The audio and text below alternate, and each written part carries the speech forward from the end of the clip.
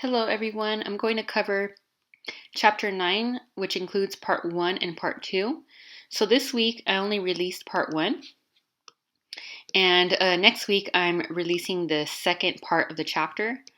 And I realized that this chapter has a lot of content in it that can be a little bit confusing, and so I decided to put a review covering both, or actually covering the whole entire chapter. And so if you notice some of the information that I'm covering is not in your study guide yet, that's because it'll show up in your study guide next week. And so just remember, this is covering the entire chapter. Okay, so there's going to be some information that you haven't heard of yet until next week. So here are the key words, here are the things that I'm covering. We're going to talk about amino acids, polypeptides, proteins, transcription, translation, protein folding, gene regulation, and prions. I'm sure a lot of you have had a protein shake before. And the reason why you drink protein shakes is because you want to gain protein in your body. And some may do it, especially when they're exercising every single day. And so we know that proteins build muscles. When you drink a protein shake, you're not necessarily drinking the entire proteins. What you're drinking are the amino acids that are the building blocks of proteins. And so alanine, arginine, cysteine, all of these, glycine, lysine, isoleucine, leucine, all of these here are building blocks to build up proteins. And so that's really what you're drinking. And your cells are capable of making most amino acids, but there are some essential amino acids that your cells cannot make, and so you need to gain them from food. And so some of those essential amino acids are isoleucine and leucine, and if you notice, they are included here, valine as well. So these are good amino acids to have in a protein shake, since your own cells can't make them. And other ones are methionine and tryptophan and threonine and valine. And so if you find them in the back of a protein shake label, then that's good. It's good to have those essential amino acids because your cells, like I said, they can't make them themselves. And so an amino acid is a molecule, and it's a specific type of molecule. All of the amino acids always have a carboxyl group, and so this is a carboxyl group where you see a carbon, an oxygen, and another oxygen attached to a hydrogen, and so it's always in this type of format. And an amino acid also has an amine group attached to it here, so this is this nitrogen and two hydrogens here, so this is the amine group. The R group, this right here, is just basically a bunch of group of molecules with different shapes and different forms. And that's what makes every amino acid different.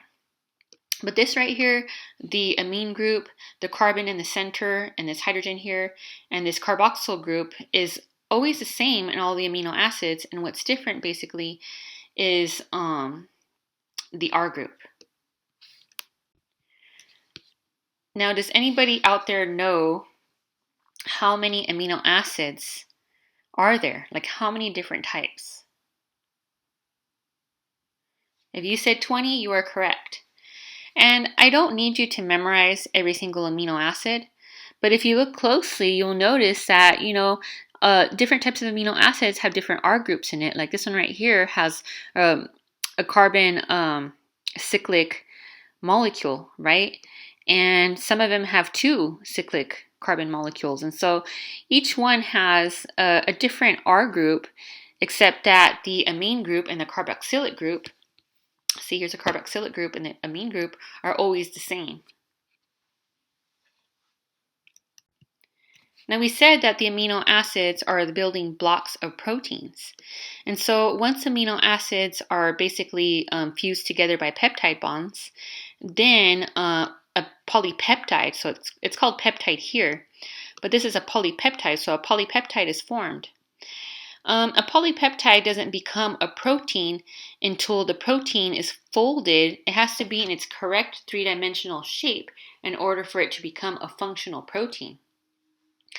If a protein is not in its perfect three-dimensional shape, then it won't have its function. It'll lose its function. So the specific shape that it's in actually has everything to do with its function. But a polypeptide isn't a protein until that polypeptide is folded correctly. And so we'll talk about that later.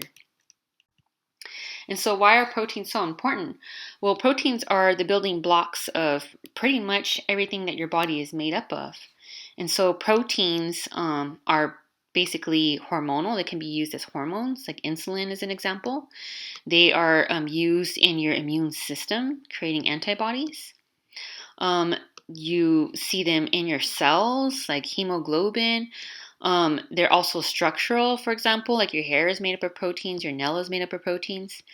Proteins are very important in playing or acting as enzymes. And enzymes, we know that they are important for all of your metabolic activity. And proteins can also be receptors, so they can receive signals from the environment. And so proteins are considered the building blocks of your cells because they have so many functions. They're multifunctional. And so what connection do proteins have with your DNA? Well, first of all, we learned last week that DNA is made up of nucleotides, for example, A, T, G, A, so adenine, thymine, guanine, and then C, cytosine here. And we know that's a code that serves as a code. But what code is it serving for? And the code actually has to do with building a specific protein. So every single gene that you have in your DNA is really just a code for a specific type of protein. And so we go from DNA, the code, from a copy of the code, which is called mRNA. So mRNA is a copy. And notice once we switch to mRNA, one nucleotide is switched out. So instead of having thymine here, now it's uracil. So that gets switched out. And it becomes a different code. And mRNA is basically a copy, and we call that transcription. It's a copy of your DNA. And so why take a copy? Why not just snip the code out of the DNA and then translate that into a protein? Well, it's kind of like having a library with only one book of every single kind. And you know what happens when like you borrow books from the library, like some people don't return them. And then after a while, there'll be a lot of missing books and you won't have the entire archive. So instead of actually taking the book from the library, if you don't want to lose all of your books, just take a copy. You can let's say photocopy it or take pictures or something like that of it. But having a copy at least ensures that the original one is always there. And so that's the same thing with DNA. The original always stays in its intact form, and only a copy is taken of it. And so this is like taking a copy from the library. Like this is like taking like a photocopy or a PDF file or something like that. And essentially that gets translated. And that gets translated into a polypeptide. And we just talked about what a polypeptide is. We said that a polypeptide is a group of amino acids. And we know that a polypeptide, once it's folded in its correct form, once it's in its perfect three-dimensional shape, then it is a protein. And we know that protein has many, many different types of functions, and it's very important for our survival. So let's talk about transcription, which is basically taking, like we talked about earlier, a copy of the DNA and turning that copy into an mRNA, and then an mRNA gets turned into a protein. And so transcription starts off with RNA polymerase, and RNA polymerase basically serves to unwind the piece of DNA that needs to be translated. And so it binds to the promoter, and a promoter is just like a coding region in the DNA. And so once it gets unwounded, what happens is another template strand here, the mRNA, basically takes a copy of the DNA. And so here you have initiation, where the RNA polymerase binds to a promoter region. And that actually says promoter. I know it's really bright yellow, but that's what it says. The DNA then unwinds, and as it unwinds, an RNA or an mRNA molecule is built. And the RNA nucleotides are just kind of like floating around. They're just free nucleotides that end up being wound, or not wound together, but bonded together. And this is in a process called elongation. And once the entire copy is done, kind of like if you take a photocopy of a book, and once you're done taking all the photocopies of the whole entire book, then the process of termination is the next step, right? And so termination means I'm done. You're terminating the thing. And so at the end of termination, you end up with an mRNA strand. And we already said that the mRNA, we know that it's going to be translated eventually into a polypeptide. Now, all of that is going on in the nucleus because that's where the DNA resides. And first, we actually end up with something that's called a pre-mRNA before we actually get to a mature mRNA. A pre-mRNA basically means that there is extra code in it. There's something that's called introns and exons. And so there's a lot of extra code in the DNA. And one theory for this extra code is that in case there's a mutation, for example, let's say the mutation happens in the sections that are removed, which are the introns, well, the mutation won't affect the whole entire gene. So it's sort of like a way to protect from mutations. And so a pre-mRNA, before it becomes an mRNA, needs to be spliced. That's the term.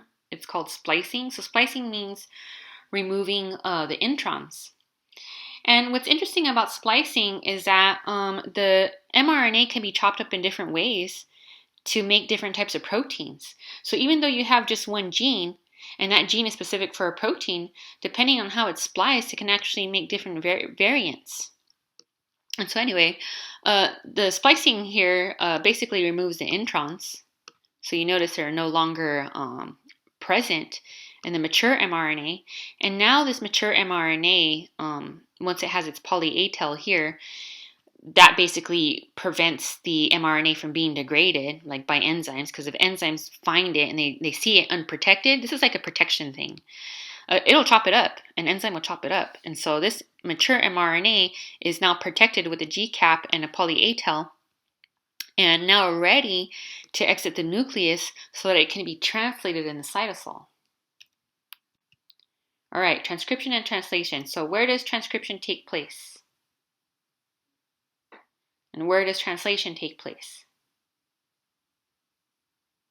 So transcription takes place in the nucleus. We just talked about that. And transcription literally means like transcribing, taking a copy from DNA. And now we need to translate that copy. So it's maybe like somebody who's going to read the book out loud or something like that. And so translation takes place in the cytosol. And so here we have transcription, all right, inside of the DNA. The mRNA, once it's mature, once it's spliced, it's ready to exit the nucleus. And now it's ready for its next step. It's ready to be translated. And we're going to, it's kind of, let's just pretend like it's like a book that's being translated into a different language or something like that. And so the mRNA here will be translated into a different thing, into an actual protein, starting off as a polypeptide, which eventually turns into a protein. Now, in translation, we know this is in the cytosol, and it's very important that a ribosome is involved because we learned in earlier lectures, or not lectures, but we learned in earlier chapters, that the ribosome is the site of protein synthesis, right? And so this is exactly what it means. Well, this is the process of creating a protein, which first starts off as a polypeptide and again gets folded later into a protein. All right, so let's talk about the components in translation. So we know we need ribosomes, and there's a lot of ribosomes in the cytosol. There are free-floating ones, and there are ribosomes that are stuck to the endoplasmic reticulum. And the ribosome basically sort of like a template, not like a template, like a workstation. And on this workstation, the mRNA basically just kind of binds onto it, and it's basically kind of like flattened out, like laid out, and ready to be translated. And so what exactly will be translating in this mRNA? Well, something that's called a tRNA. Okay, so these tRNAs, they look really cool. They're kind of like little crosses or something. They're interesting because tRNAs, they have what's called an anticodon. And an anticodon here matches the code that's on the mRNA. And so every time this tRNA, and remember, we have a lot of different types of tRNA, so it depends on what kind of anticodon it has. But every time this tRNA matches the codon on the mRNA, at the top of it, it has an amino acid. Well, it doesn't have, like, it'll bind, like an amino acid will bind to it. And it's a very specific one. It depends on what code is here. Okay? And so once the amino acid is there and then a peptide bond is formed with another amino acid, then the tRNA takes off. And it just keeps on doing this over and over and over again until a whole polypeptide chain is made. And so this part 2 translation also has an initiation, elongation, and termination step. So they both transcription and translation have those steps. And so initiation basically is, these ribosomes coming together, just everything going in the right position. And once everything is in the right position, now these tRNAs can come here and land in these sites, okay? Because the ribosomes it's just like a perfect workstation for tRNAs to land on there. And tRNAs are landing and landing and landing, and they're translating the code, okay? They bring their anticodons, and they translate the codon that's on the mRNA, and as it translates it, it slowly starts making this chain of amino acids that are bonded together by peptide bonds. And so here you go. Here you have a chain right here. This is the polypeptide chain that will eventually be turned into a protein. And once it's completely translated, then the ribosomes basically come apart and the polypeptide is freed.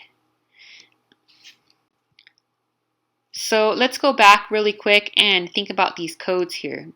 And by the way, I realized that I gave you the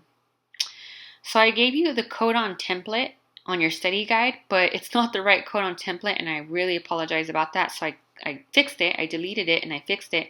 So I just uploaded it today, and I also changed the code that you need to translate. All right, so let's look at the codes. So here's the table, and all of these here, UUU, UUC, UUA, all of those are codons, and those are the ones that are found in mRNA. And the tRNA's job is to translate these codons into amino acid. So for example, if there's a codon that has uracil, uracil, uracil, that codon will be translated by the anticodon into a phenylalanine. And let's say there's a UUG or a UUA, because there's flexibility with the code. Then that'll be translated into a leucine. Okay? And so you'll notice that some of these are repeated, which is fine. Now there's also something called a start codon. And this is the one in green, the methionine. The methionine is always a start codon. And so when translation begins, it always begins at the methionine. And when it ends, it always ends with a stop codon. And so it can be UAA, UAG, or UGA. It can be either stop codon. Now that stop codon does not get translated into an amino acid. It literally just tells the ribosome, stop translating me, I'm done. And so for example, if we were to take a look at this code over here, we'll notice that this is AUG, so that means I need to start here. I need to start at AUG. So the codon gets translated here into methionine, so this would be a methionine. The next one is CUA, so let's see where CUA is at. So that's a leucine, so this gets translated into a leucine. And then AAA is a lysine, so that gets translated into a lysine. UGG, where are you, UGG?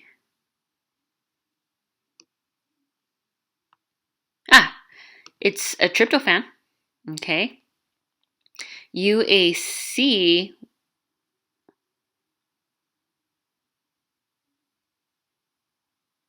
is another tryptophan, okay.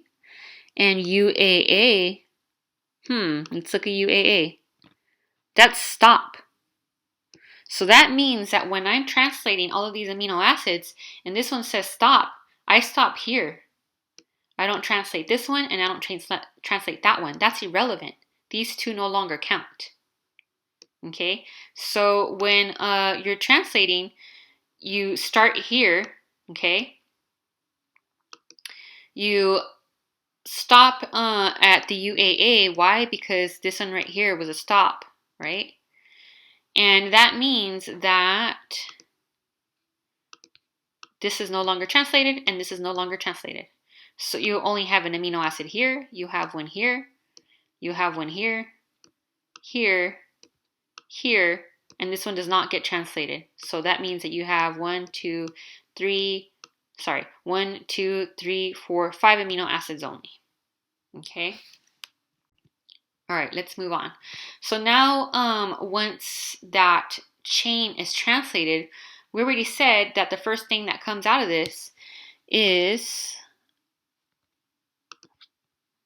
oops, give me just a second here, I'm switching pens, is a polypeptide. Okay, that's called the primary protein structure. Okay, it's just a sequence, it's just a chain of amino acids at this point. We're not folded yet. The second step is that the protein now gets folded into a secondary protein structure, which is alpha helix. And an alpha helix is basically hydrogen bonds linking together. And so it kind of makes like this twisty type of shape. And then a tertiary step, meaning that it's the third step, this occurs when there are other parts of the chain that have positive and negative ends on it. They start getting attracted to each other. So all of the positive and negative ends on the chain end up binding together. Okay. And in some cases, some proteins go into a quaternary structure. And a quaternary means that there's more than one protein binding together. Because proteins, for the most part, they don't always work solo. In fact, proteins usually partner up with other proteins to build something even more complex. So for example, like the protein receptors that are in your cells that allow things to go in and out of the cell, those are normally made up of several proteins. And so, yeah, proteins don't always work alone. They partner up and make some bigger, more complex thing. Now, chaperones are interesting because chaperones play a role in protein folding. And so, and I actually did quite a bit of research. So I got my PhD at UCSD. And part of the whole PhD process is to do research in the lab and then publish on it. And one thing that I looked at were chaperones. And I used to look at how cells monitored protein folding and also how they monitored when a protein wasn't folded correctly and how they got rid of it. And so what's interesting is that this is also a protein. It's called chaperone. It actually comes in and it helps with the whole protein folding process. And so as a protein is getting folded into its secondary and its tertiary structure, chaperones will come in and kind of hug the protein and be like, here, let me help you fold.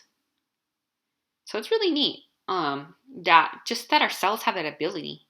And you know, the interesting way that chaperones were discovered was by heating cells, kind of, because we can't withstand heat. Cells cannot withstand a lot of heat. It's detrimental, it's lethal. And so they did something there's like this experiment that was called heat shock. And so these cells, I think that maybe they were yeast, were heated into a kind of like a lethal level. And then suddenly they noticed that all these chaperones, like they started appearing all over the cell. And people wondered like, okay, why are these chaperones here? And what they were doing is that they were rescuing all of the proteins that were heated that were, and they lost their three-dimensional shape as they were heated. So if you heat a protein, like for example, when you cook eggs and it turns white, when you heat proteins, they'll lose their three-dimensional structure. They'll turn into something else. And so all these chaperones came in trying to save the day, and they're trying to fold all of the different types of proteins back into place. And so it's this really neat thing that these chaperones can do that. And so, yeah, so during the protein folding process, they come in and they help the proteins fold into their three-dimensional shape that they're supposed to be. So is that it? So is that how proteins end up once they're translated? And once they're folded into their structures, is there anything else that can be done to proteins? Well, it depends. If the proteins are destined to play a role in the cytosol, then once they're folded into either their tertiary or their quaternary structure, then they're done. But if these proteins have different types of destinations, or if they play different roles, let's say maybe in the cell membrane, or they need to be exported out of the cell, or maybe they make up a structure in the mitochondria. I mean, it can be anything.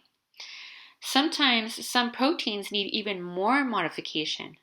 And what I mean by more modification is that they need extra little components and little parts to it. And sometimes their folding into the three-dimensional structure needs extra help. And so that extra help happens in the endoplasmic reticulum. And so the endoplasmic reticulum here plays a role in folding the protein further and modifying it by adding, let's say, glycoprotein chains or something like that. And then once it's modified in the ER, then it is sent to the Golgi apparatus, and the Golgi apparatus is sort of like the UPS because it'll package it and then send it to its proper destination. So just really quickly, there's nothing that I need you to memorize here. Like, I don't need you to know what a glyco chain is or nothing like that. What I want you to know is that when proteins or polypeptides are basically inside of the ER, inside of the endoplasmic reticulum, then they get further modified, and these weird chains here, like these sugar chains right here, they get attached to the polypeptide. So this here in blue is the polypeptide, and this right here, all of these little different colored molecules here, they can be like mannose, galactose. These are like sugar chains. They get added on, and then they make the protein fold in a certain way. And sometimes they just stay on too. And so once a protein is modified in the endoplasmic reticulum, and now it's finally in its perfect three-dimensional shape, then it gets sent to the Golgi apparatus, and then the Golgi apparatus will package it, kind of like the UPS, and then send it to its final destination. So in this case, it's spitting them out into the outside environment by exocytosis. Some of them even stay inside, so they're basically floating around in these vesicles, and the vesicles kind of act like a package, like a box, like the UPS boxes, and then the item is inside of the box. All right, so I have a question. Is it important for a protein to be folded in the correct 3D shape? Like, can it just be any shape, or does it have to be a very specific three-dimensional shape? And remember, there's a lot of different proteins, so all of these different proteins are going to have different dimensional shapes. So is it important? And the answer is yes. What could go wrong if a protein is misfolded? And not only misfolded, let's say that the cells are like, okay, this protein is misfolded, but let's let it hang around here. Who cares if it's misfolded? What could go wrong? Well, that actually can be very lethal to a cell. If a protein is not in its correct three-dimensional form, it is not functional. Okay, it means it just doesn't work. Now, in some cases, it can gain a function, but we're not going to talk about that right now. I do not want to confuse you with that. Okay? So it's not always that a protein, when it's badly folded, is always a bad thing. But for the most part, it can be. Okay? So let's talk about when it is a bad thing. So when a protein is misfolded and it's not, let's say, chopped up by the cells, like the cells don't recognize it and they just kind of let it hang around, well, that can interfere with other functions in the cell. And it can even potentially cause plaques. And plaques is sort of like having garbage. It's like having garbage in the cell that's not even functional. And it's just like if you have garbage in your own home, eventually if you fill up your home with a bunch of garbage, you won't be able to survive in there. You won't be able to live in there. And it's the same thing. And so that's why it's very important for proteins to be in their perfect three-dimensional shape so that they can serve their function. Which is really neat that our cells are designed that way, and it just blows my mind that, that's how our proteins work. All right, so now we can talk about a prion disease now that we're talking about protein misfolding. And by the way, I did a lot of my research on this, so I like this topic. Like, this is a topic I'm familiar with just because it reminds me of the research that I did when I was doing my PhD. And just as a little side note, I graduated just a few years ago, and so all of this is still kind of fresh to me. All right, so now let's talk about a prion disease. So what's a prion disease? Well, we said that misfolded proteins are not a good thing for your cells. Well, that's what a prion is. A prion is a misfolded protein. It's a badly shaped protein. It doesn't have its correct three-dimensional shape, and now it's causing a disease. Now it's a bad thing. Now it's interfering with the cell's function. And so one example of that is mad cow disease. And so a mad cow disease is basically a misfolded protein that now is basically interfering with the regular functioning of the cell. And not only that, your cells can't even recognize it. Your cells are like, this misfolded protein is here, this prion is here, but we don't even know how to get rid of it. And so it just stays there and it causes this disease. Okay? There's another misfolded protein disease that you might be more familiar with, and that one's called Alzheimer's.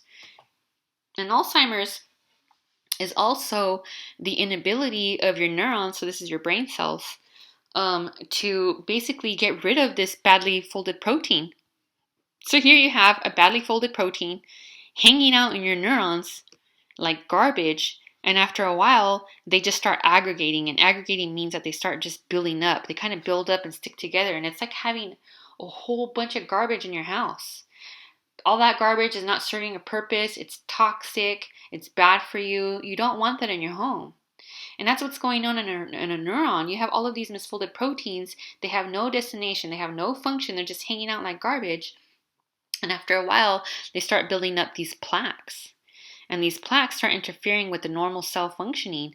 And now neurons have a hard time communicating with each other because there's just so much noise and garbage in their own house. And so what happens eventually is that the neurons kind of start dying off and they don't function properly, and then they can't communicate well.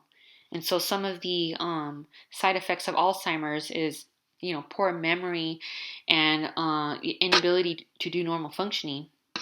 One of my good friends, his mom has Alzheimer's, and she doesn't have that much memory. She can't really remember him, and she even has other symptoms like she doesn't know how to eat normally anymore. Like she forgot how to use a fork and a spoon, and so she uses her hands. And so basically, what's going on is that the neurons are not communicating that well with each other because of those plaques.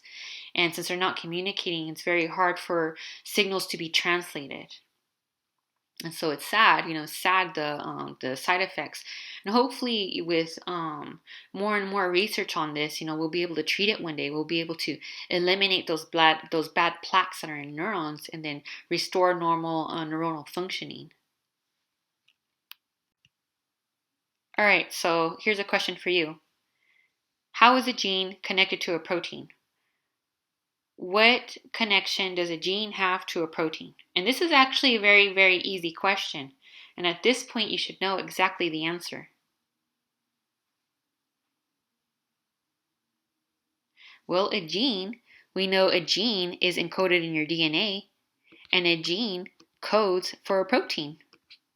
Okay, so that's how they are connected, is that the gene is literally the code for a protein. That means that your entire DNA is a bunch of different codes for a bunch of different proteins.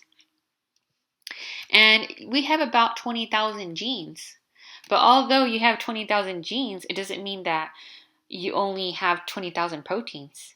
You have about tenfold of that, about 200,000 different types of proteins, because it depends on mRNA splicing. It depends on other situations in which the protein can be turned into different things. And we also said that proteins, they can stick together and build an even more complex molecule, an even bigger protein. So they can do a lot of different things, meaning that we can have even more variety of proteins, although we only have 20,000 genes. All right, so gene expression. So gene expression literally means the gene being expressed. What gene is being expressed? What proteins are being translated? And the question I have for you, are all genes expressed at the same time? So do you think every single cell in your body is expressing every single gene all the time? And the answer is no. So the cells, let's say for example in your heart, wouldn't express the same proteins as the cells in your brain. And that's because of need. You know, the proteins that are necessary for your brain cells, there's no need for them in your heart cells. And there's no need for, let's say, proteins that belong to the muscles in your skin cells. And so that means that different genes are being expressed at different times. Not only at different times, only certain genes are being expressed depending on which cell we're talking about. And so gene expression is literally what genes are being expressed or translated. And gene regulation is how we control those genes, which ones are going to be expressed and which ones are not going to be expressed. So there is such thing as gene regulation, and your cells know exactly how to do that. And so gene regulation can happen in different levels. Gene regulation can happen at the level of transcription. So right when this transcription is happening, let's say for example, you're done eating and you no longer need insulin. Okay? Well, your cells need to stop producing insulin. So there can be some feedback mechanism that comes here at the level of transcription, and it can block transcription. And once it blocks transcription, well then you no longer have an mRNA. And if you don't have mRNA, well then you're not going to make any more insulin. So gene regulation can happen in the level of transcription. Gene regulation can even happen at the mRNA. We can stop here. We can have other mechanisms that say, mRNA, you are no longer going to be translated. And gene regulation can also happen at the level of translation. Okay? But mostly gene regulation happens here in transcription because it's kind of like the least energetically costly. Because now your cells don't have to go through this whole process using a bunch of energy to create a protein. Why not stop it before? We're going to talk about two methods. One is called DNA methylation and the other one is called RNAi interference. DNA methylation is basically stopping the gene from being translated at the level of the DNA, what we talked about earlier when we talked about transcription.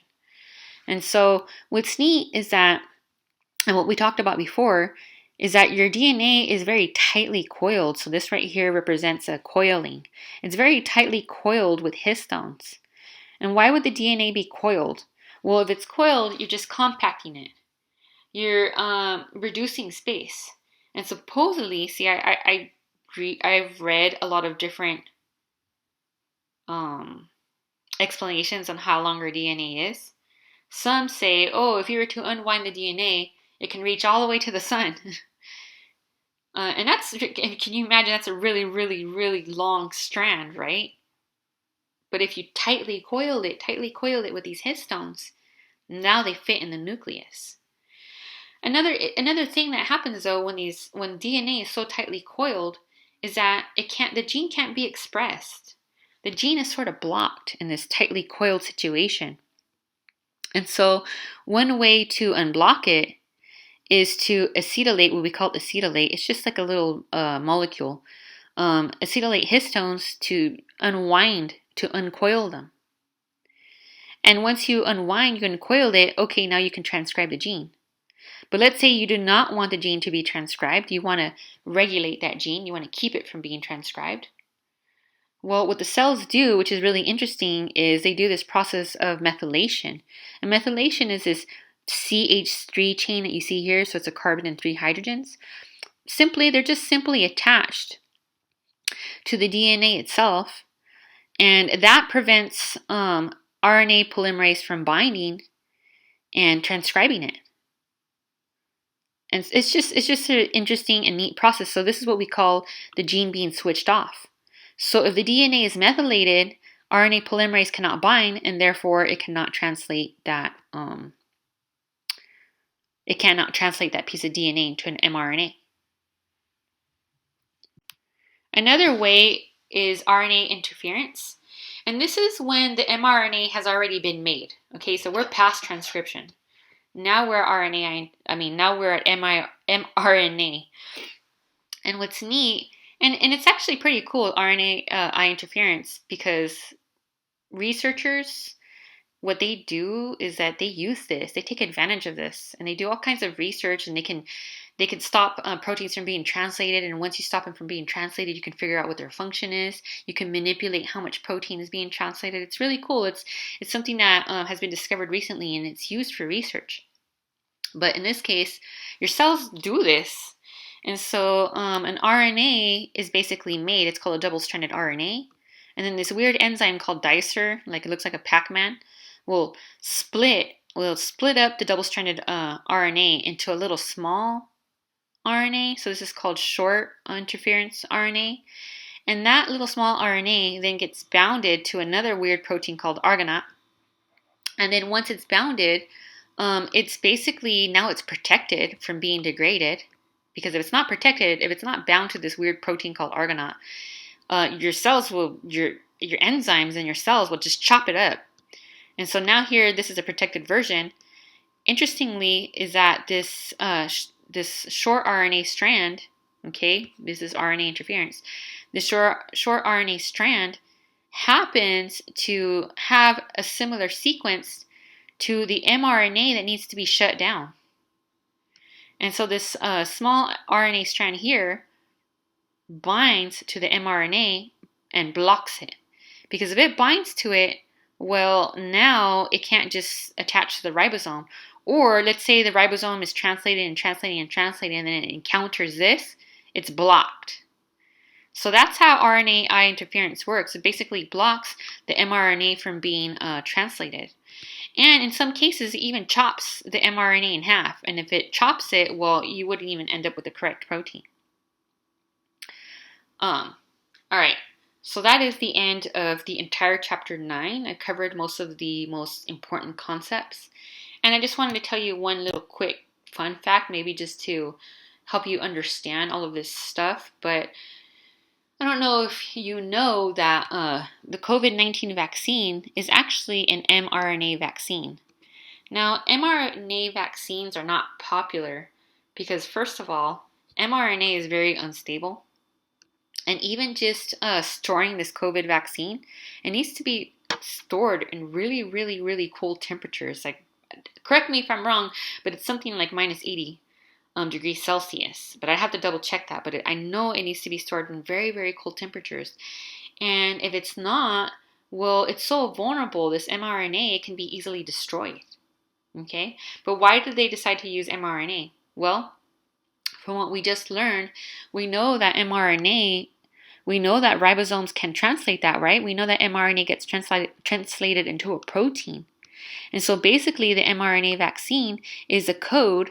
It's basically a code for the proteins that are on the coronavirus. And so this is an example of coronavirus.